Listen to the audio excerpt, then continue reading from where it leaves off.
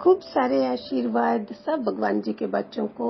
भगवान जी की तरफ से जो शब्द हैं कि हमें इतना ज्ञानमय प्रसाद मिले, क्लियर करा हुआ, जिससे हमारी बुद्धि खुल जाए। आज अजामिल की कहानी है जो आप सब जानते हो, सत्संग में काफी बार रिपीट करा हुआ है और भागवत पुराण में सबसे बड़ा लेसन है इस कहानी का। और इसमें हमारा सीधा कनेक्शन कौन से ग्लैंड से है जो हमारे अंदर होता है ना, पीनियल ग्लैंड, ग्रंथि होती है जो नहीं जागृत होती है तो ऐसी चीजें हो जाती हैं जो हम गलत रास्ते चल पड़ते हैं। वो अजामिल जो है वो सीधा सादा भगत है, बहुत बड़ा भगत, धर्म सत्य को सबके कल्याण के लिए जी रहा था। वो इतना प्यारा इंसान गांव से बाहर गुजर रहा था। झाड़ियों में किसी की आवाज आई और वहां देखने गया। एक स्त्री पुरुष पर नजर पड़ती है। कोई स्त्री पुरुष झाड़ियों में बैठे हैं, अपने में ही मस्त हैं। उसकी नजर पड़ती है। अचानक उसे लगता है मैंने ये क्या देख लिया। जहां दो स्त्री पुरुष नग्न अवस्था में हैं, कुछ देर के बाद वो सोचता है ऐसी दृष्टि, मेरी दृष्टि गंदी हो गई है। ये उसने बोला। दोबारा उसके अंदर विचार आता है, चलो आज फिर जाता हूँ, वो लोग उधर होंगे। एक बार मन ये बोल रहा है, दूसरा मन उसको, अभी तक वो सात्विक था तो ये बोल रहा है। सात्विक मन बोल रहा है नहीं नहीं नहीं, मुझे ऐसी चीजें, ऐसी जगह पे नहीं जाना चाहिए, ऐसी चीजें नहीं देखनी चाहिए। एक मन कहता है देखने दो, फिर क्या है। इस तरह से वो स्त्री पुरुष को रोज देखने जाता है। पूजा पाठ में ध्यान भटक गया। एक दिन अजामिल सोच कर आता है कि जब पुरुष चला जाएगा तो मैं उस स्त्री के पास जाता हूँ, पूछता हूँ। वो जाता है, पूछता है, जो संबंध तुम उस आदमी के साथ बनाती हो वो मेरे साथ भी बनाओ। वो स्त्री एक वैश्या थी। वो धन दौलत के लालच में फंसाती थी सारे आदमियों को। तो इसने बोला आप वैसा संबंध मेरे साथ बनाओ। और बहुत ज्यादा घनिष्ठ संबंध हो गया दोनों का। फिर तो अजामिल पूजा पाठ, मंदिर ठिकाना जाना सब बंद हो गया। वो इतना लिप्त हो गया वैश्या के भोग में। उसने बोला था मैं भी पैसा वैसा दूंगा तेरे को। उसने ऐसा करा कि एक सीधा साधा आदमी क्या बन गया, गिरोह के उसमें भी फंस गया। उसकी मांग पूरी करने के लिए वो कहां कहां डकैती डालता, चोरी करता और गिरोह बना लिए और लूटता, सोने चांदियां उसको देता था। एक सीधा साधा आदमी अजामिल।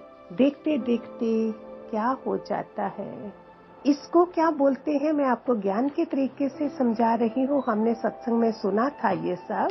हमारी तीन दृष्टि होती है, हम खाली, हमारी दो आंखें नहीं हैं। एक दृष्टि क्या है, वो देख रही है स्त्री पुरुष है। दूसरी दृष्टि बुद्धि है। तीसरी भावात्मक हो जाती है। पहले में स्त्री पुरुष, दूसरे में बुद्धि, तीसरे में देख लो फिर क्या जाता है, क्या हो जाएगा। ऐसे करके अजामिल ने स्वीकार कर लिया अपनी बुद्धि की बात को और भावनात्मक होता गया।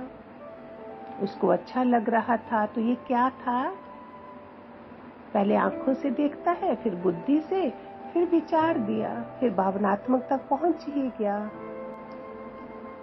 इसको थर्ड आई पाइनियल ग्लैंड बोलते हैं। ये हमारी ग्रंथि होती है, वो एक्टिवेट हो जाती है। देखो, जहां आप अगर गुरु है, कितनी किस्मत वाले होने चाहिए जिन पे गुरु कृपा बरसती है। गुरु है और वो क्या होगा, उसकी कृपा हमें रोकती है।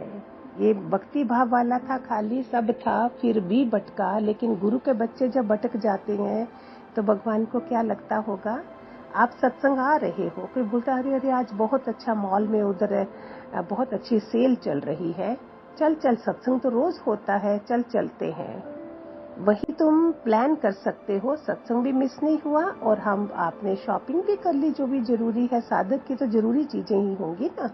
लेकिन हम क्या करते हैं, उसमें बह जाते हैं। तो जैसे उसकी तीन दृष्टि है, ऐसे हमारी भी तो है। अगर मुझे पता चले कि ये मेरा फाइनल स्टेज है, मोक्ष मिलना है मुझे, मेरा आवागमन खत्म होना है, अभी दादा भगवान ने कर देना है, तो मेरा क्या हो गया, उसी समय मैंने संसार की उन बातों को रोक दिया। तो जब उसी समय रोक दिया तो हो गया, नहीं तो बुद्धि कुछ और बोलेगी, भाव कुछ और बोलेगा और हम उसमें बहते चले जाएंगे। भागवत के जितने भी माध्यम से हमें जो ऋषि मुनियों ने ये बताया है, उससे आगे गुरु की बातें होती है।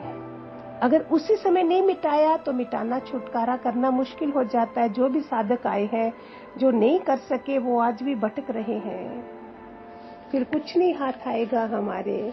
नजर पर ही नजर रखनी है ना, जैसे बोलते होश पूर्वक जियो, तो वही तो ख्याल है सारा कि होश पूर्वक कैसे जीना है, कि मैं धरती पे आई क्यों हूँ, मेरा मीनिंग क्या है। ये गुरु आता है तो मिलाता है। तो बुराइयों से मुक्ति चाहना है तो हमें उसी समय उस बुराई को खत्म करना है, उस संग को खत्म करना है। बुद्धि और मन का संग भी हमें भटका रहा है, सिर्फ गुरु का होना चाहिए, सिर्फ गुरु की नजर होनी चाहिए मेरे पे, वही मुझे बचाए। कैसा इंसान भटक गया, ऐसे ही मैंने कितने सत्संगियों को टोटल भटकते हुए देखा है, भटकते हुए देखा है। आई होप भगवान जी का ये अच्छा सा दृष्टांत हमारी बुद्धि खोल दे और समझ आए कि अच्छे वाले लोग भी कैसे बर्बाद हो सकते हैं। हमने हर चीज को शुरू में ही कट करना और गुरु से बोलना है, कहना है मुझे बचाओ इसमें से, तभी ये काम होता है। हरिओम।